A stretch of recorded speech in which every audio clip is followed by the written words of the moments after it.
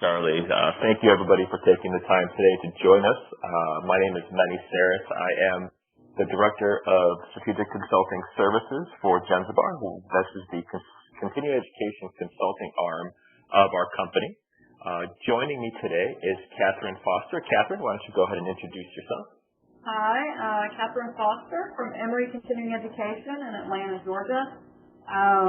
Just play a quick synopsis of who I am. I've been at Emory for over 23 years now in a variety of capacities, but I've been in continuing education since 2010, and have I came on board here to try to change directions and make some improvements and try to make us a little more profitable, and I think we're moving in that direction for sure. So thanks for having me today.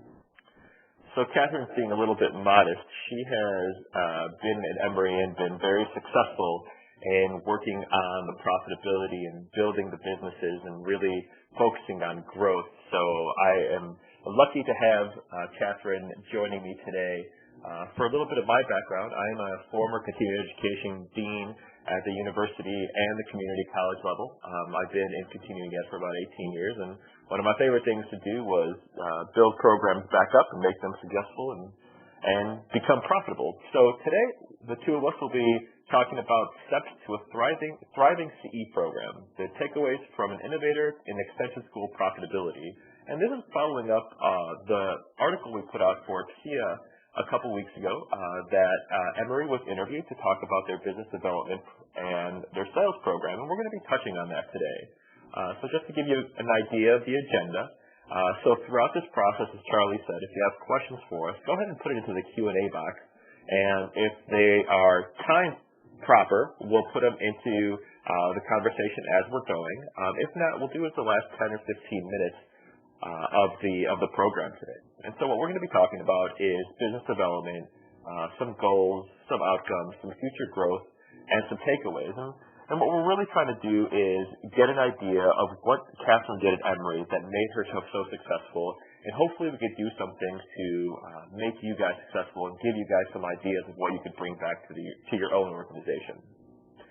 But before we get started, let's do a couple polls. Let's get an idea of who's here. So for the first poll, the question that we're asking is, do you have a CRM in your current continuing education department? And all you got to do is, you see that pop up, just go ahead and click yes if you do, or no if you don't. We're going to give it about a minute just to see, get as many answers as we possibly could. Okay, it looks like that's running. I'll give it about 15 seconds, and I'll let you know when I'll close it out. And what we're really doing is just to gauge who our audience is, and we'll kind of shift our conversation depending on what kind of numbers we see. Okay, I'm going to close it out.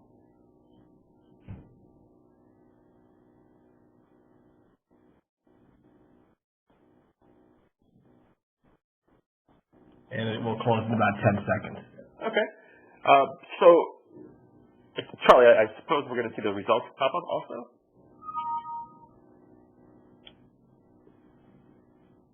Yes.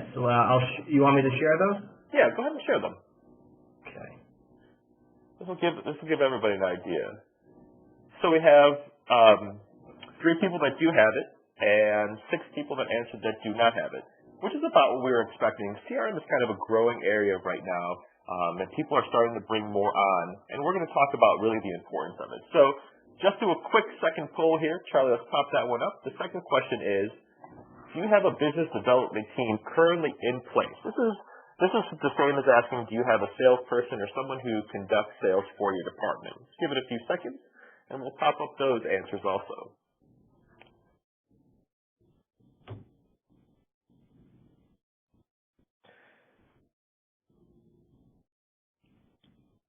Okay, I'm going to get ready to close that out, and it will close, it's telling me, in 18 seconds.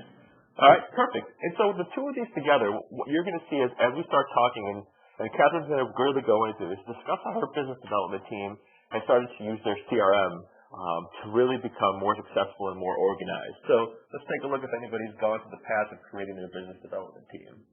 Okay, and I can share that as well if you'd like. Please do.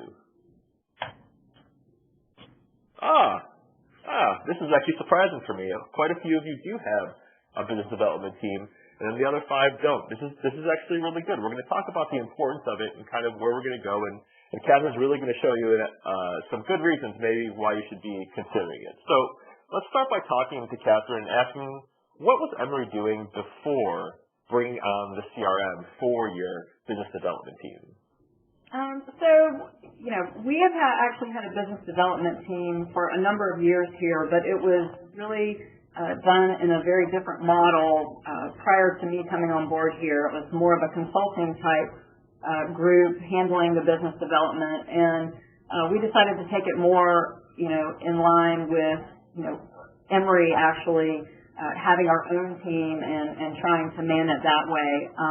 Unfortunately, what that means is you aren't able to have as big of a team. But we found that prior to implementing the CRM, we really had no real prospect or lead tracking. There were a lot of business cards sitting on our salesperson's desk, and they would try to follow up, but there was no organization to it, and very difficult to do the proper follow-up and tracking. We had a very manual business pipeline reporting, just using an Excel spreadsheet and trying to enter those prospects or leads into, this spreadsheet that didn't connect to anything. So it wasn't like it was connecting up with your email or anything, and which leads to the next point that there was no email tracking except from your individual Outlook account. So you would have to set up a folder possibly for each contact or each business type or whatever it may be. And then there were, no mechanism for following up unless it was all very manual.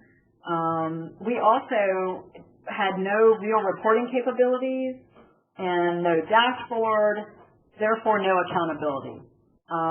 We found that it's not that you don't trust your sales team or anything like that, but if you have nothing to kind of hold them to based on, whatever types of activities they have had going on at any given time, then we found that it was very hard from a leadership perspective to really know, what direction we would need to take to continue to be successful and to grow. And Katharine, can you tell us a little bit more about in the use of the CRM for business development? What were they actually doing? What types of things were they working on inside the CRM that allowed them to go from that disorganized business card model to really understanding who their clients are and being able to pursue their sales cycles? So with the implementation of the CRM, it did require there was extra work, so to speak, and that as we all know, good data in is good data out, and if you aren't putting any data in, then you struggle. So this gave the team the ability to track all of their prospects and leads because it gave them a tool to actually enter information in. It allowed them to create a more automated business pipeline, which would also tell them, not only who is their prospect, what was the percentage probability that they would actually sell the course based on where they were in the sales cycle, and just continually keeping track of where they were in the process of making the sale and then actually doing the class for the client. The email tracking, they were able to now communicate, through Outlook for Salesforce. They were able to kind of combine the emails so that it would go through the system and it would keep track of all of those emails, and also set up more automated email communication for follow-up. We also were able to then have a dashboard that we could bring up at any time to keep track of where we were as far as our sales to goal, as far as how many contacts we had that week, how many leads, where we were at any given time in the process. And then, of course, reporting capabilities. And with all of these things, because you have a system where you can keep track of all of this, it actually created full accountability for the staff and the ability for me as a leader to be able to track kind of, who we were working with, who were we establishing partnerships with, who could we possibly be working with, and where were we in the process. So the CRM was extremely helpful in creating, I would say, quite a big turnaround just in a year's time frame. Katharine, we actually have a very timely question here, and the question says, how often were you receiving reports from your business development team to keep them on track? So how often were you looking and checking in to see what your business development team was doing? Okay, so are you asking before we actually had reporting capabilities or since the CRM? I guess I need clarification. Let's say since the CRM. Okay, so since the CRM, I actually meet with my director of corporate learning, who's my main salesperson. I meet with him weekly, and we actually go over his dashboard and his pipeline report every week, and we go through, anything that's new and then anything that's changed. So we go over them weekly. Oh, great. So let's talk a little bit. Why did you guys finally decide to bring in your CRM for your business development team and for your department to use? Well, we felt like we actually weren't maximizing our revenue potential. I think because we weren't working smartly, there was a lot of duplication of effort. We would have a coordinator who was entering email notes just so they could try to keep track of things instead of it just going straight into a CRM. They were trying to keep a spreadsheet with notes and that sort of thing, so we really weren't working smartly, and there was a duplication of effort. I had a salesperson who would actually be sending the email, then they would forward it to the coordinator so the coordinator could then transcribe it into whatever tracking she was using. They were losing track of some of their contacts and leads just because it was too overwhelming to try to work from spreadsheets and business cards, etc. I would say there was an inability to understand lost opportunities. So let's say we had, we thought we had a 50% chance we were going to get a contract, let's just hypothetically say with Home Depot. And then all of a sudden we lost the deal. And to try to understand why we were losing these opportunities, we had nothing to go back and look at, or no notes in any system or anything to go back and start looking at trends. And now with the CRM, we are finding that, we can go back and look at trends and see, was it because our prices were too high? Was it because we didn't have the right kind of instructor, or whatever it may be? We felt like we did have a real inability to understand those lost opportunities. And then again, accountability.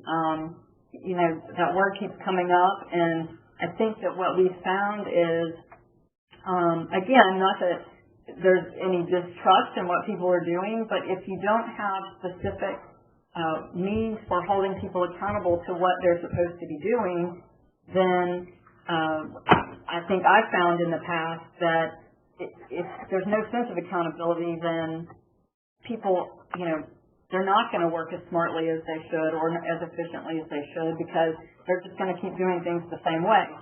And once you start holding them accountable to doing some of this reporting and following up the way that they should be in order to make these deals go through, then I just think that that's a key piece of having a system. It just holds everyone accountable for what they're supposed to be getting done.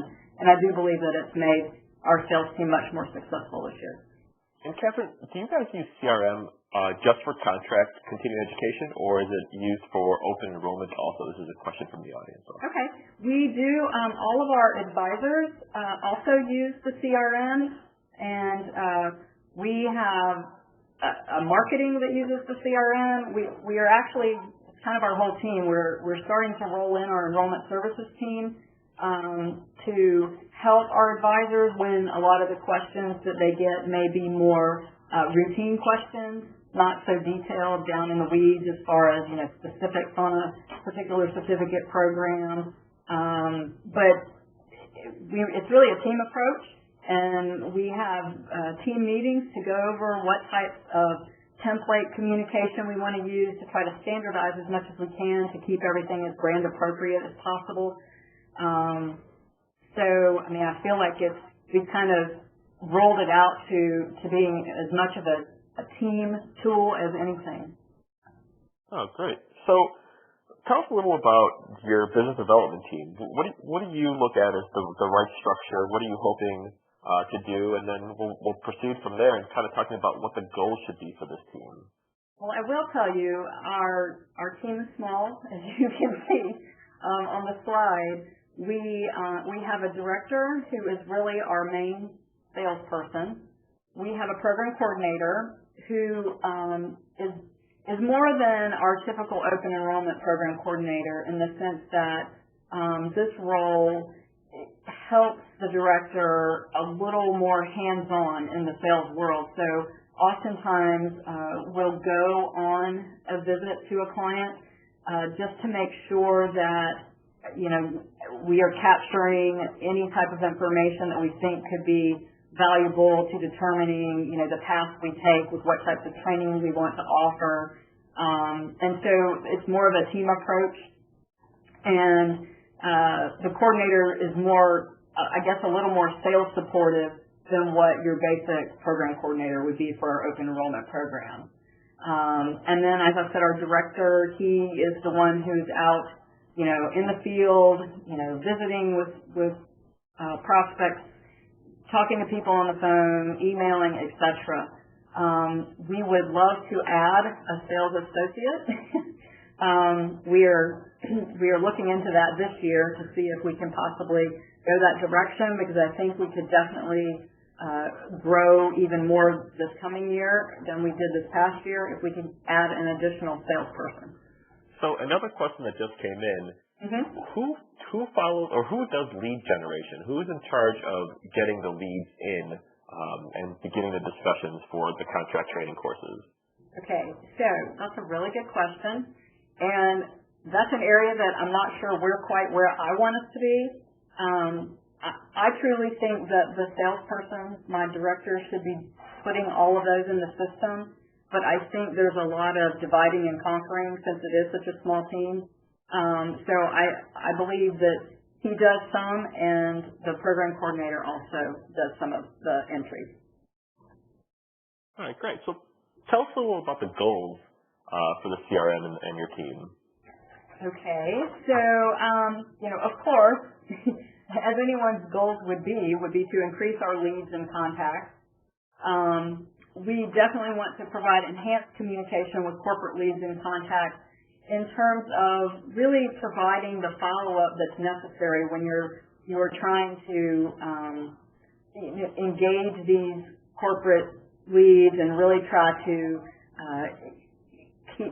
make them realize that you want to partner with them, you can help them in the long run, and that you're there to support them. And I think by enhancing our communication tools, by being able to send targeted emails out and just time them so that we have reminders. It's so hard in this world. We all know it's ever-changing, and we feel like our hair's on fire half the time because we're open 7 days a week.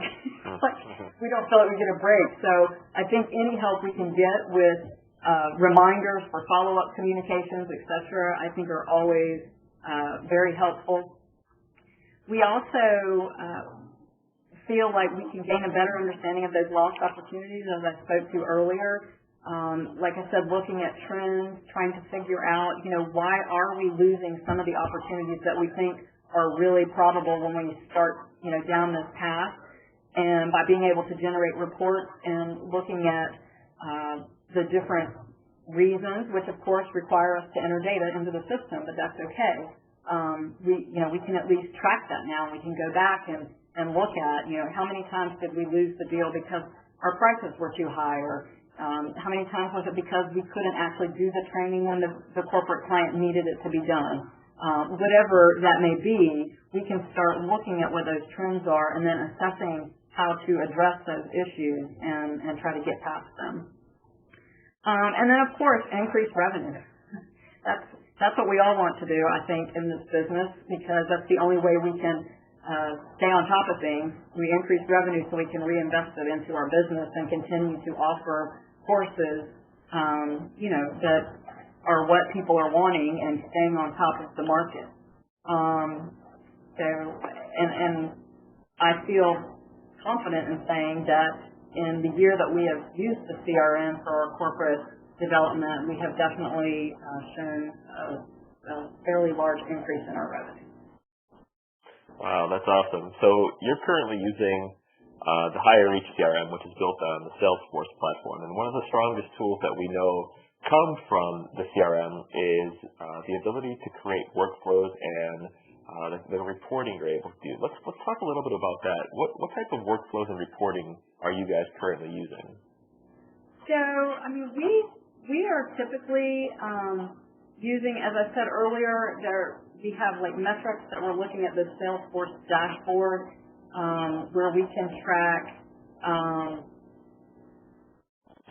the different types of, our sales versus our goals.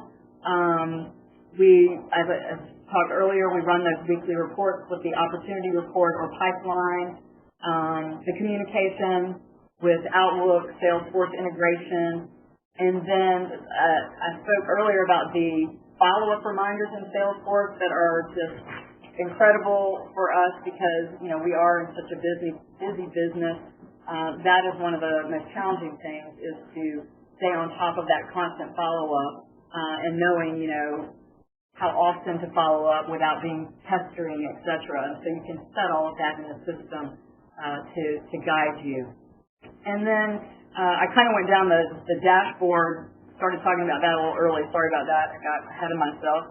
But, if you talk about the dashboard, our sales versus our goal, our pipeline, how many open and completed activities we have, who have we been, just so you can kind of see, like, how busy people are, how much their revenue is being generated from how busy they are, and all of that can be viewed in a single dashboard in the Salesforce system.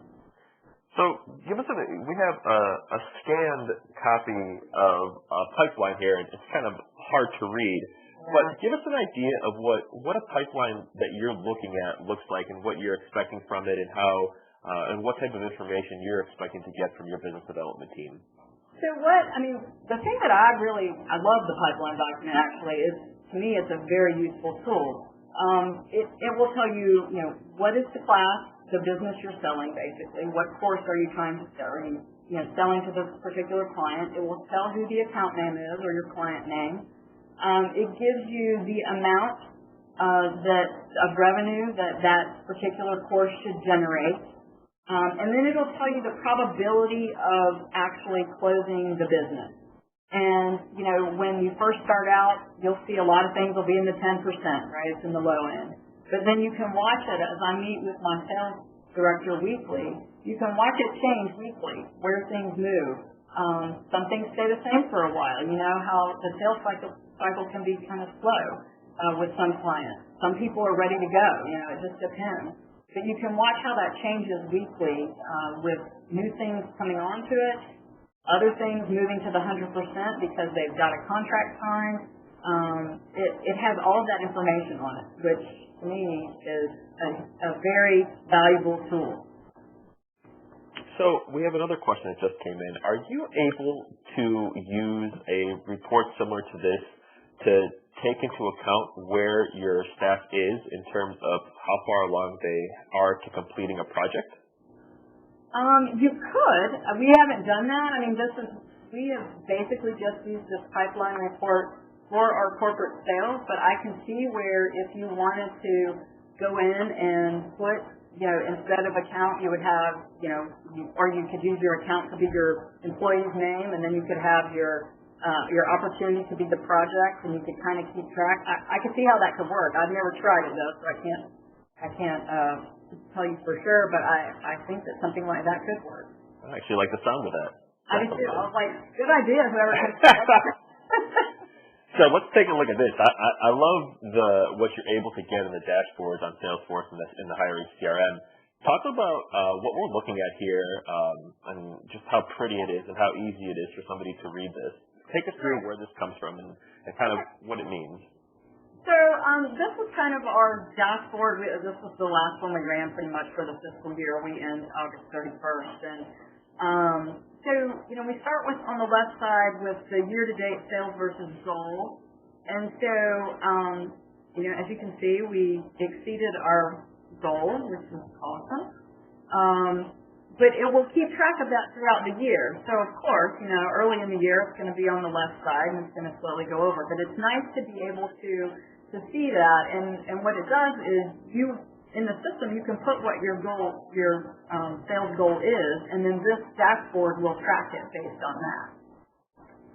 Then you have your year-to-date pipeline. And so, as you can see, this is actually moving forward because this was at the end of our fiscal year.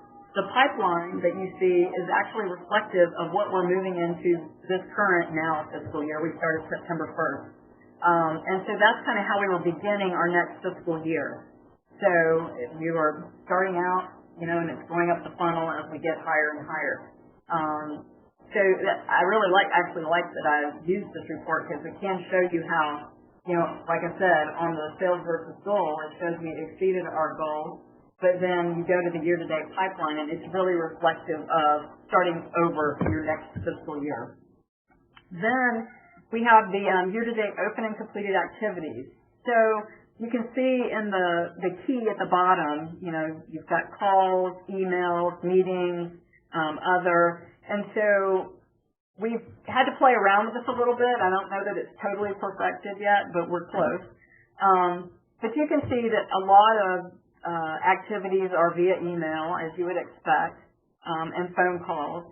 But, there are some meetings that come out of those, and they're reflected. So it's kind of nice to see how your salespeople are using their time. Are they out of the office? Are they in the office? And that will fluctuate on a week-to-week basis. These numbers will change, of course, and it just depends. Some weeks our sales director is out of the office a lot, and some weeks they're back here following up and emailing and calling. So just to add one little thing to what Katharine is saying, these reports are so useful in terms of when you're in meetings with your boss or the higher-ups. And let's say you have to give a quick report to the president of your university because they're interested in what's happening. These dashboards really make it a pretty impressive report when you could show these types of information quickly without the words. If you have these numbers and showing growth and showing where your percentages are at, it really makes an impact on any type of report that you do moving upward in the scale at the school that you're at. Just a little note. Well, I want to add, too, like the dashboards, the thing about the dashboards that are really nice, you can do a lot more than this with the dashboard. Mm-hmm. So our advisors, actually, their dashboards are a little different. They're not looking necessarily at sales versus goal. They're trying to look at information session sign-ups. They're looking at, just how much activity as far as their activity of calls and emails are coming in from which types of programs to see which programs are more time-consuming than others. And there's a lot of different ways we're reviewing the metrics for our open enrollment and certificate programs.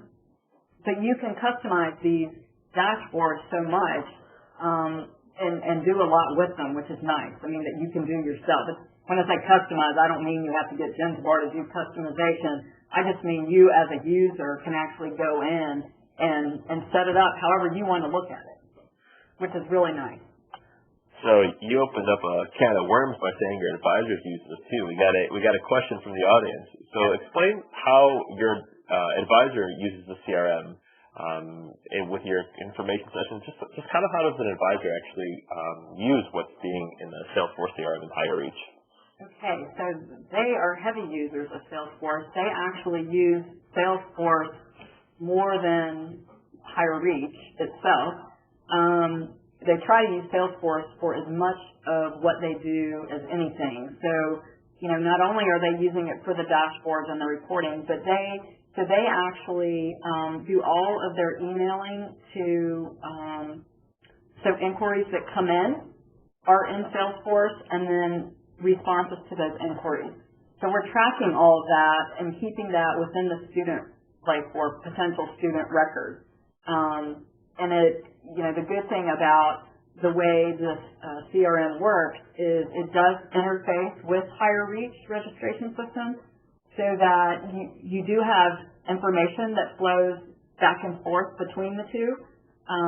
It's not, we need to do the next upgrade, I'll admit, because there are some features that the CRM does now that it didn't do when we initially implemented a year ago. But and we're going down that path hopefully this winter. So we're looking to reap the benefits even further. We were kind of the pilot for the initial CRM implementation, so now we're missing out on some of the latest, greatest. But we will be heading that way. But our advisors, they do a lot of, I should say, sales. So you can track what types of interests people have. We have that coming in from our website. So anything that goes into certain categories, then we can reach back out to those people if we have classes that fall under those categories, so that we can do more targeted marketing. Between our advisors and our marketing team, they work together a lot on those sorts of things to make sure that one is supporting the other and they're getting the messages out that they want to get out, as far as cross-selling or just trying to get more interest in certain programs that we're really getting off the ground. Does that help? If there's more question on that, please ask. All right. And so obviously everything is great. You love it. It's been amazing. But don't get crazy there. But tell us a little bit about the hardships, the obstacles you face in getting to the point you are now. Of course. So I would say, it wasn't horrible by any means. One of our, I think our biggest challenge initially was staff buy-in. And I want to explain that. It's not because staff don't like to use systems or want to use systems, whatever. But we had, advisors, I would say it wasn't as big of a staff buy-in issue as it was my sales team. When you have one person who's doing all the sales, it was hard for him to feel like his time was well spent by having to enter into a system. So there was a lot of me trying to convince him of, in the long run, how much more efficiently he would be working once he started entering the information in. And then also with the emails. The fact that, he was like, well, but it's so much easier for me to just send an email out and then I copy my coordinator on it and then she has to do with it whatever to keep track of it. I'm like, so, there was, and some of that is just what you're used to, right? So if this is a person who's not had to use a system, for many, many years possibly to do this sort of thing, and now they're having to, sometimes, as we all know, people, it takes a little more convincing. And so we did have a little more of that had to take place in getting that buy-in, but over time, it finally worked its way out. But then just the basic stuff that any of us go through when you're implementing a new system. We had to create new workflows, which included, what type, like I said, what kind of email templates are we going to use? Are we going to have standard email templates for this type of communication? Are we going to let the different advisors do their own communication for certain types of things? And so all of that had to be worked through and discussed, and so that everybody was in agreement of how that was going to work going forward with the new CRM. And then, of course, the dashboards and report creation. We worked as a team. I feel like that was really important with implementing this. Just like any system, if you can get a good team to really come together and collaborate on what they think are the best ways to go about doing things so that you get the viewpoint of everybody who's going to be using the system, I think that then that helps with the buy-in, and then that helps actually with the implementation being the most successful. All right, so everything sounds good, even though it don't sound that bad, but... They really weren't. That was... believe me, people were begging for something. But it's just the usual growing pains of you need something, but you got to put some work into it up front to get it to do what you need it to do. And that's kind of where we were. All right, so I'm sure everybody wants to hear it. Give us some numbers. How successful has this been for you? Okay, so let's see. So we've had at least a 75% increase in our contacts, and that's corporate, due to the ability to have them in a system. So like I said before, think about it. A big pile of business cards on somebody's desk when they were like, well, maybe we should get a scanner and scan them in. And maybe we should, so trying to come up with how to manage those business cards and then moving it into a system. We have had at least a 75% increase. And that's because we actually can track them. I mean, we may have had a lot more, but because we didn't have the ability to keep track of anything, you're kind of going from a small list on a piece of paper on a spreadsheet to what we actually have in the system. So I think that's been a great increase. As I told you before, our communication has enhanced, and I would say dramatically. Part of that's the ability to sync with Outlook email. Emory uses Outlook email, and Salesforce has the Outlook integration, which is really nice. And so by being able to sync those up, you can keep all of that email, those communications in the corporate client record, which is really nice. The ability to set up those follow-up reminders, send targeted emails, and then, of course, create the standard templates that I was speaking to earlier so that you don't have to, every time you get an email, you've got to come up with what you want to say. A lot of times people are asking very similar questions. And then if we start analyzing that to see are people asking the same questions over and over, do those need to go to the website for, frequently asked questions? Or is there something we're missing that needs to be on the website so we don't get so many questions? So it's nice to be able to track all of that. Let's see. I would say, again, reporting that allows for tracking for gauging trends. I think that's been very helpful. And then our revenue more than doubled in 1 year.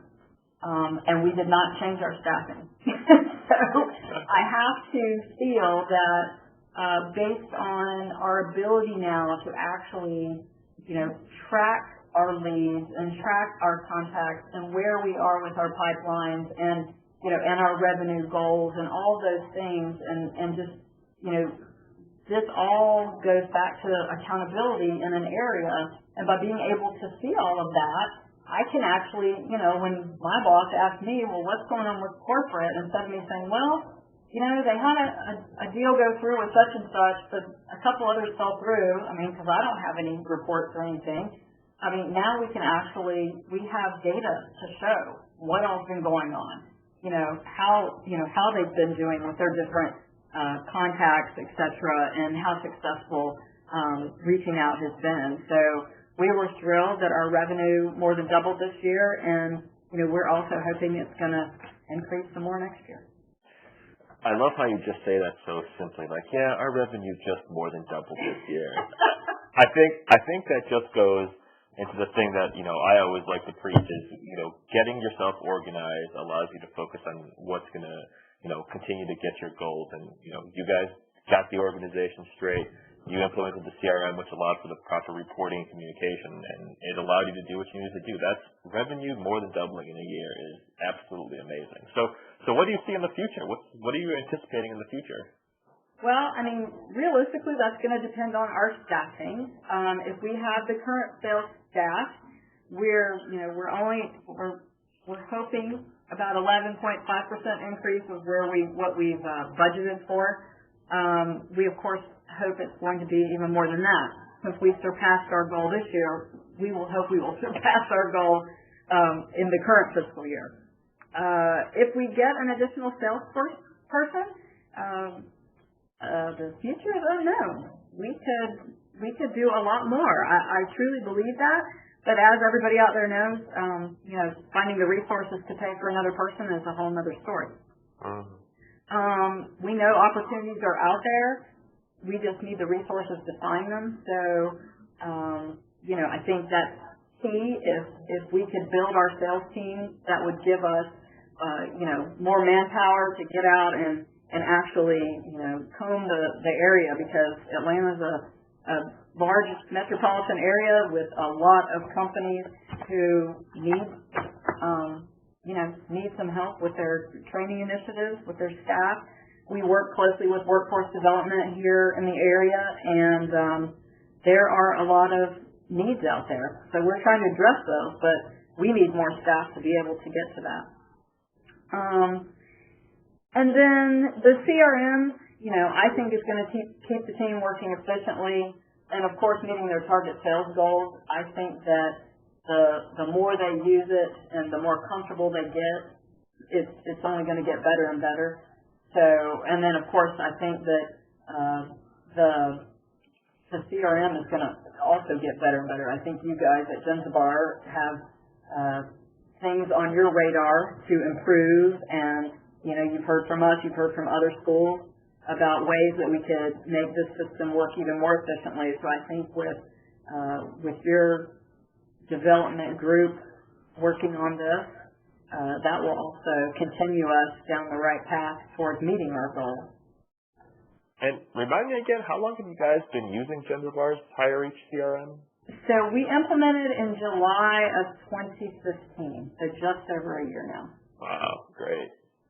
Yeah. Great. So let's kind of recap this all and talk about how to really get your CE department to start thriving and becoming profitable and meeting all those goals that you really want to do. And really the first one, it's developing out your strategy. You really have to have the strategy set in place to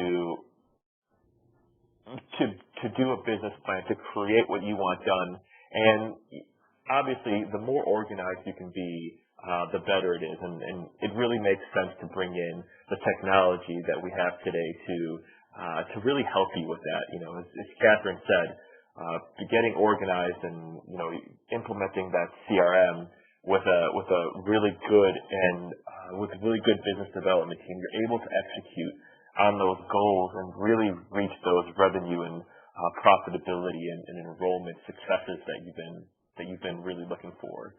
And obviously, with Jenzabar, we have an unbelievably strong and robust student information system at Higher Reach, and Emory's been using it for a while. And once they implemented the Higher Reach CRM last year, they really saw everything start moving forward. And it's important to continue to look at the technology and our CRM, when the integration we've built with Higher Reach and the CRM being built on the Salesforce platform, it's been such a logical connection for everybody to make it, how to use a CRM and really gain that organizational efficiency to keep you moving forward. And it just makes your life easier, your business development teams easier, and gets you moving quick to that point of success that you really want.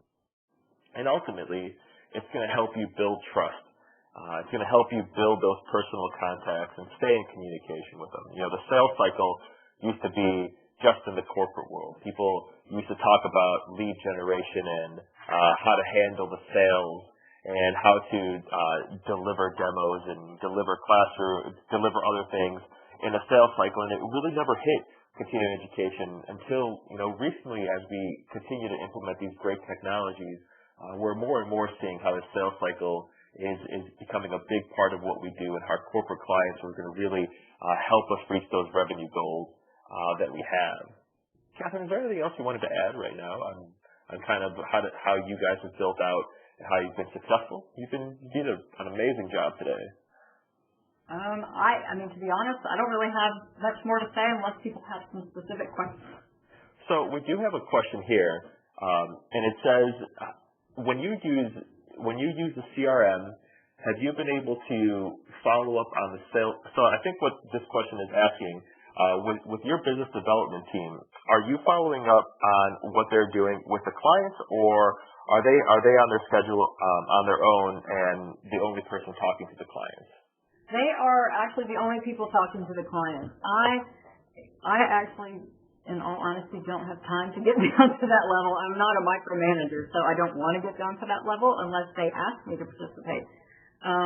But I do think it's important for me to understand, where we are successful, what clients we do have repeat business from, and that sort of thing, so that we can gauge if we need to partner with them in other ways. I think that some of our repeat clients this year we're wanting to move towards some sort of corporate advisory council that we want to create so that we can try to stay, out there understanding what are the needs of our Atlanta metropolitan workforce and trying to get some of those key clients of ours to come together and, kind of as our brain trust to help us stay on top of what the corporate industries are needing and what they're looking for in training their employees. But no, I don't actually go on the calls or participate in the actual reaching out like our salesperson does. Great. And it looks like we've actually kind of covered the rest of the questions. So before we move on, we have one final poll question, but before we even do that, I wanted to remind you guys that this webinar is based on an article that was written where we interviewed Katharine and her business development team. So go ahead and take a look at it. It's on our blog post. You can check it out on jenzabar.com. And let's go ahead and do that one more poll. Where we're asking you guys who would like more information on what we talked about today, in addition to what we do for Higher Reach, our student information system, and Higher Reach CRM to figure out what more you can do with it. So go ahead and take a look at that and shoot us your answer, and we'll get back to you soon. Okay, that's open, and I'll leave it open for about another 10 to 20 seconds. That's great. Thank you so much, Charlie. And Katharine, I wanted to thank you so much for taking the time to be with us, and everybody in the audience, thank you again. If you have any further questions for either of us, feel free to reach out directly to me, and I'll bring Katharine into the conversation. And we appreciate you taking the time. Have a great day, everybody. Thank you. Great. Katharine, Manny, thank you very much. As mentioned, we'll have this recording posted to jenzabar.com within 48 hours. Once you're on the website, look for the resource tab and then webinars. Have a great afternoon.